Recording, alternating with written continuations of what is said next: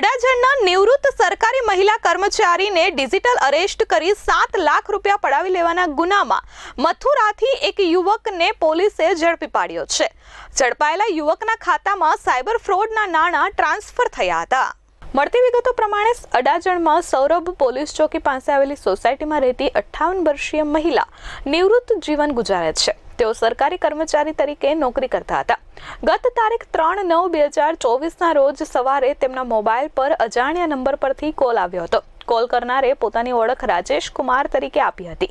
તમારા મોબાઈલ નંબરમાં કેનેરા બેંકમાં એકાઉન્ટ ઓપન થયું છે। તે ખાતું નરેશ ગોયલ નામના વ્યક્તિના ₹600 કરોડના મની લોન્ડરિંગ કેસમાં ઉપયોગ થયો છે અને તે કેસમાં તમારું પણ નામ આવ્યું છે અને મુંબઈમાં ગુનો નોંધાયો છે।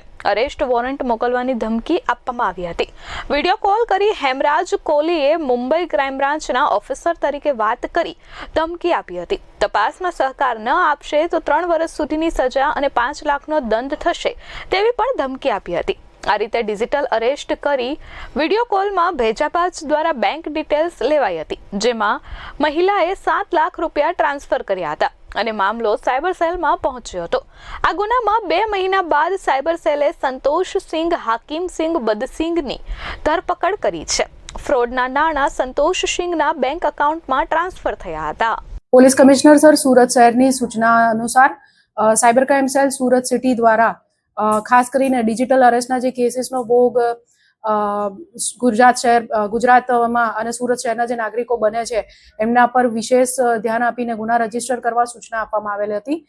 તે અંતર્ગત એક રિટાયર્ડ મહિલા નિવૃત્ત અધિકારીની અત્રે અરજી મળેલ હતી, જેની અંદર તેમની સાથે 7 લાખ રૂપિયાનું ડિજિટલ અરેસ્ટ ફ્રોડ થયેલું હતું, જેમાં જે ફરિયાદી છે એમનો સાયબર ક્રિમિનલ્સ દ્વારા કોલ કરીને સંપર્ક કરીને એમને જણાવવામાં આવ્યું હતું કે તમારો સિમ કાર્ડ અને તમારા જે ક્રેડેન્શિયલ્સ છે એનો ઉપયોગ નરેશ ગોયલ કેસમાં અને મની લોન્ડરિંગ માટે ઇલીગલ એક્ટિવિટીઝની અંદર થયેલો છે અને એના માટે અમે તમને ડિજિટલી અરેસ્ટ કરીએ છીએ।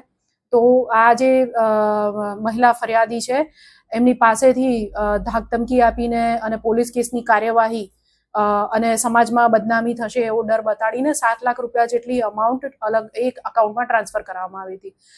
સાયબર ક્રાઇમ સેલને આ ફરિયાદ મળતા અત્રે ગુનો રજીસ્ટર કરીને ટેકનિકલ વર્ક ચાલુ કરવામાં આવ્યું હતું, જેમાં જણાઈ આવ્યું કે આ જે 7 લાખ રૂપિયામાંથી એક એકાઉન્ટ મથુરા યુપીનું છે, જેની અંદર 4 લાખ રૂપિયા જેટલી અમાઉન્ટ ગયેલી છે અને ત્યારબાદ ત્યાંથી પૈસા વિડ્રો થઈ ગયા છે। જેથી સાયબર સેલની જે ટીમ છે એમણે ટેકનિકલ વર્ક અને સારું ઇન્વેસ્ટિગેશન કરીને અને મંજૂરી મેળવી યુપી મથુરા ખાતે જઈ આરોપી સંતોષ સિંઘ હાકિમ સિંઘ બદનસિંઘને ધરપકડ કરી છે। સદર આરોપીએ પોતાનું અકાઉન્ટ જે છે એ પોતાના મિત્ર ઓળખીતાને આગળ કમિશન ઉપર ભાડે આપેલું હતું અને એકાઉન્ટમાં જે સાયબર ક્રાઇમના પૈસા એનામાં આવ્યા એ અન્ય આરોપીઓને સાથે લઈને એટીએમમાં જાતે ઉપાડા ગયેલા અને ઉપાડીને પૈસા આગળ આપેલા છે। આગળ જે તપાસ દરમિયાન જે નામો ખુલેલા છે એ પુષ્પેન્દ્ર ગોલા રહેવાસી મથુરા યુપી અને નહિમેશ ચૌધરી જે એકાઉન્ટ હોલ્ડર અને આરોપી સંતોષ સિંઘના ઓળખીતા છે, એમને અંગે એ નાસ્તા ફરતા આરોપીઓ છે અને એમને પકડવા માટે કાર્યવાહી સાયબર ક્રાઇમ સેલ દ્વારા હાલ કરવામાં આવી રહી છે। હાલ એનો કોઈ જોતા કોઈ ગુનાહિત ઇતિહાસ મળી આવેલ નથી। એક નાણાકીય લાભ માટે એણે પોતાનું એકાઉન્ટ મિત્રો સાથે મળીને ભાડે આપેલું હતું। જેમ બતાવ્યું કે મહિલાને કોલ આવ્યો હતો અને એ કોલમાં જેમ એને કહેવામાં આવ્યું કે તમારું જે સિમ કાર્ડ છે, તમારા ક્રેડેન્શિયલ્સ છે, તમારી ઓળખ ને બધું જે છે એ એક ગુનામાં વપરાયું છે અને નરેશ ગોયલ કેસની અંદર તમે વોન્ટેડ છો અને ધરપકડ ટાળવા માટે પોલીસ સાથે સહકાર કરો ને એ રીતના ડિજિટલ અરેસ્ટનો ગુનાને સાયબર ક્રિમિનલ્સ દ્વારા અંજામ આપવામાં આવ્યો હતો। ખાસ સુરત શહેર પોલીસ તરફથી આપ સૌને અપીલ છે કે પોલીસ કે કોઈ પણ લો એન્ફોર્સમેન્ટ એજન્સી જે છે એ ક્યારેય કોઈ પણ નાગરિકને ડિજિટલ અરેસ્ટ કરતી નથી। જેથી આવા કોઈ પણ કોલ આવે તો તેવા કોલ ન ઉપાડો, કટ કરી નાખો અને આવા નંબરને તમે સંચાર સાથી પોર્ટલ પર આવો ફ્રોડ્યુલન્ટ એક્ટિવિટી માટે કોલ કરતા નંબર્સને તમે રિપોર્ટ કરી શકો છો અને જો આપની સાથે કોઈ પણ પ્રકારનો સાયબર ક્રાઇમ ફ્રોડ થાય તો 1930 પર કોલ કરીને આપ પોતાની ફરિયાદ નોંધાવી શકો છો।